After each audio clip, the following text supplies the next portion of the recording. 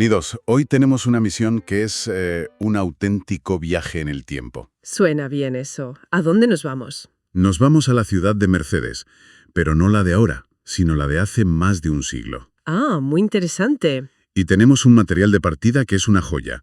Es una colección de recortes de prensa, parece que de una edición única del diario La Hora.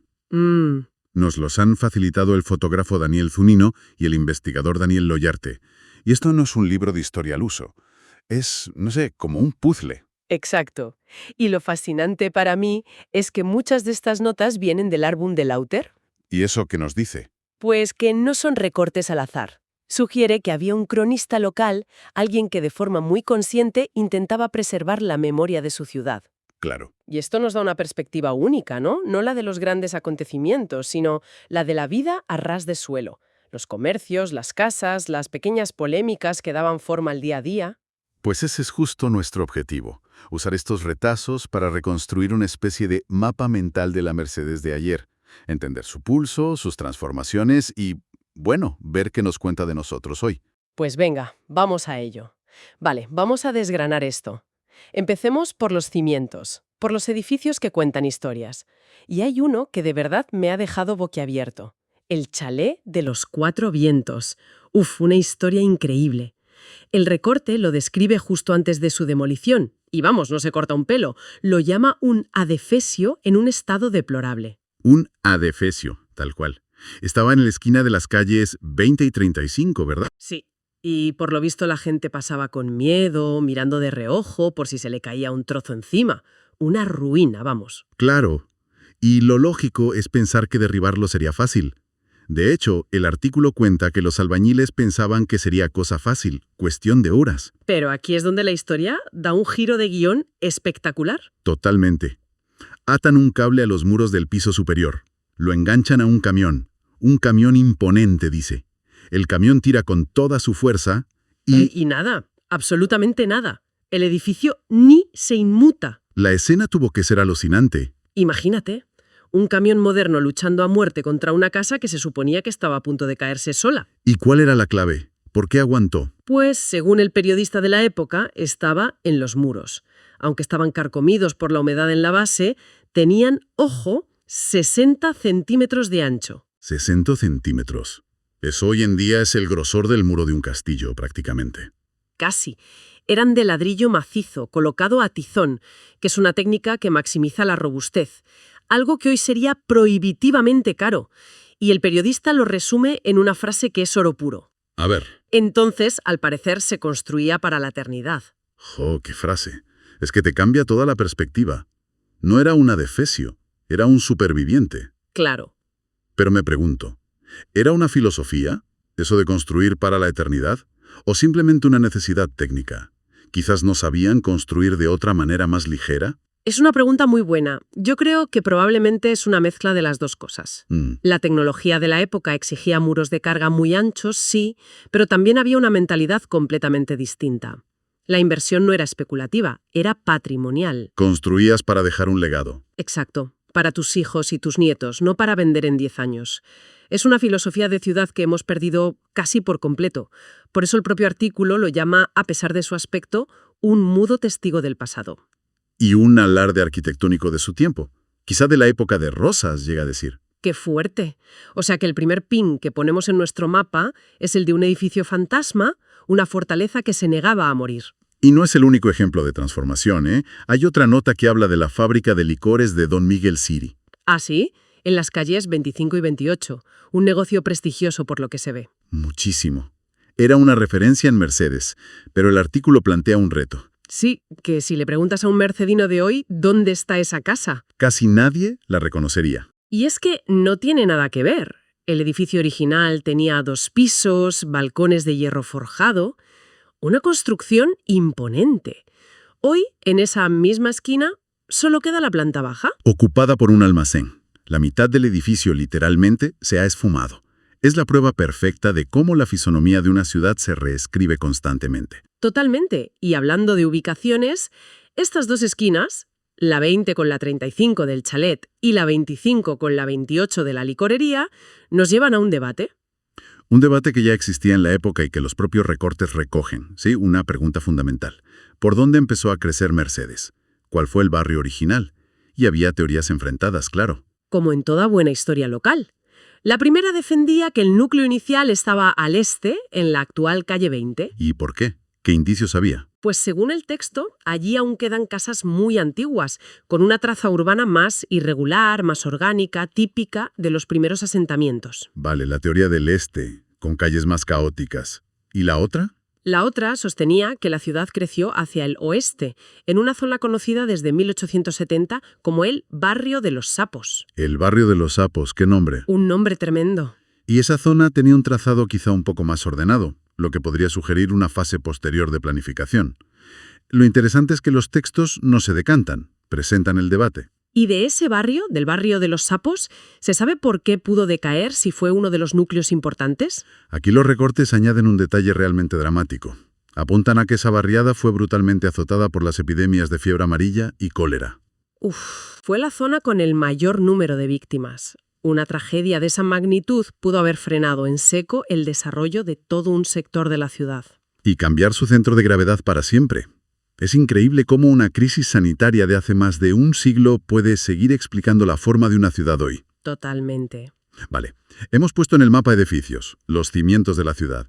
Pero, ¿qué pasaba dentro? ¿Cómo era la vida en esas calles? Pues tenemos una instantánea perfecta. Uno de los artículos describe una fotografía de la calle 27 tomada en 1897. Ah, ¿sí? Y el texto te invita a imaginar la escena. La descripción es tan vívida que casi puedes oler el polvo del camino.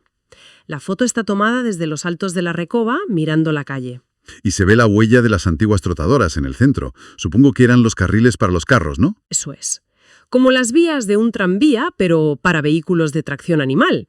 Era la infraestructura de la época. Y describe más cosas, ¿no? Sí, a un lado de la calle se veía parte de la vieja iglesia. En la esquina, el local que más tarde ocuparía el Banco Mercedes. Al otro lado, el negocio de don Juan Candeira y los altos del Hotel Mercedes de don Casildo Pachela. Y lo que le da vida, lo que convierte la foto en una escena en movimiento. Es que el cronista menciona dos vehículos de la época. No es una postal estática. Es una ciudad viva, en pleno funcionamiento. Me encanta. Y hablando de vida comercial, hay una anécdota que me parece buenísima. El duelo de las panaderías. ¿Ah, sí? En la esquina de las calles 14 y 15. Una frente a la otra. La panadería de Pedro Porterier y la de Marcelino Perreiro. Imagínate la escena. Una competencia directa, puerta con puerta. El olor a pan recién hecho de Porterier compitiendo con el de Ferreiro.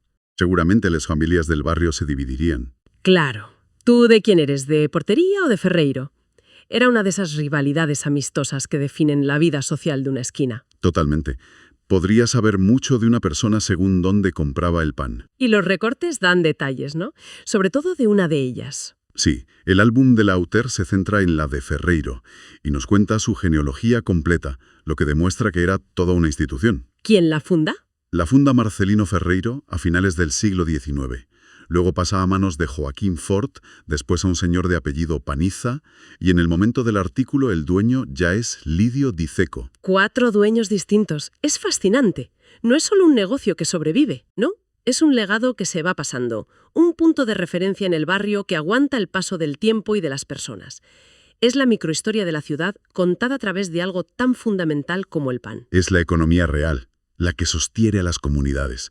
Un negocio que se convierte en parte del tejido social. Exacto. Y de un producto básico como el pan, los recortes nos llevan a una innovación que, vamos, debió de ser la comidilla de toda la ciudad.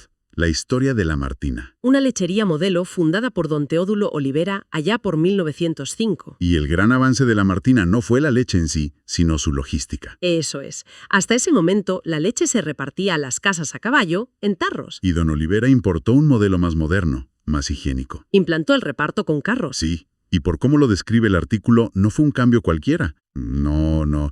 Dice que el servicio se inauguró con un desfile de carros que impresionaron muy bien por lo monos y bien pintados que iban. Me imagino a todo el pueblo saliendo a la calle para ver unos carritos de leche. Claro. Hoy nos parecería una tontería, pero en 1905 debió ser el equivalente a ver llegar el primer coche eléctrico a la ciudad. un símbolo de progreso. Fue un salto a la modernidad, sin duda. Y es justo aquí, en esta historia tan sencilla, donde los recortes nos tienen guardada la conexión más inesperada. El momento, ajá, de todo este análisis. ¿Así? El artículo sobre Lamartina, casi de pasada, menciona la residencia de su dueño, de don Olivera. Sí, dice que era un hombre de porte distinguido que vivía en la esquina de las calles 12 y 23. Exacto. Y el texto continúa explicando que tiempo después esa finca fue adquirida por el doctor Víctor Miguech y que su hija, la señorita Sofía Miguech... Para. La calle 12 con la 23. No me digas que es donde está el... Justo ahí. Para cuando se publicó el artículo, la señorita Sofía ya había convertido la casa en un pequeño museo. Increíble. Esa ubicación, calles 12 y 23, es hoy la sede del Museo Histórico Municipal Víctor Míguez, uno de los museos más importantes de la ciudad. Es alucinante. ¿Me estás diciendo que el origen de una de las instituciones culturales más relevantes de Mercedes está en la casa del empresario que modernizó el reparto de leche? Esa es la conexión. Es una conexión que jamás se me habría ocurrido. Una conexión que probablemente se habría perdido para siempre si no fuera por este pequeño recorte de periódico. Vemos el nacimiento de una institución cultural a partir de una residencia privada mencionada casi como un dato secundario. Es la historia en sus capas más profundas, donde todo está conectado de las formas más sorprendentes. Exacto. Entonces, a ver, ¿qué significa todo esto? Si volvemos a nuestro mapa mental, el recorrido ha sido increíble. Sí que lo ha sido. Hemos dibujado el fantasma de un edificio construido para la eternidad que ya no existe. Hemos paseado por una calle de 1897. Hemos asistido a un duelo de panaderos. Y, como guinda final, descubrimos el origen de un museo en la casa del dueño de una lechería. Lo que nos demuestra en estos fragmentos es que la historia de una ciudad no reside solo en las grandes fechas o en los monumentos oficiales. La verdadera historia, la que tiene pulso, está en las esquinas. En los negocios que cambian de dueño. En las paredes de las casas que se transforman y en esas pequeñas innovaciones que, en su momento, cambiaron la vida de la gente. Es una historia mucho más viva, más cercana, casi palpable. Y también es una historia que no es una verdad única y cerrada, es un relato en construcción, siempre en disputa. Claro, como el debate sobre qué barrio fue el primero. Exacto. Los propios textos lo demuestran. La memoria nunca es un monolito, es un campo de debate constante. Y eso nos deja con una última reflexión, ¿verdad? Sí. Estos recortes del álbum de Lotter y del diario La Hora son la memoria no oficial de Mercedes, rescatada por la pasión y la curiosidad de investigadores locales.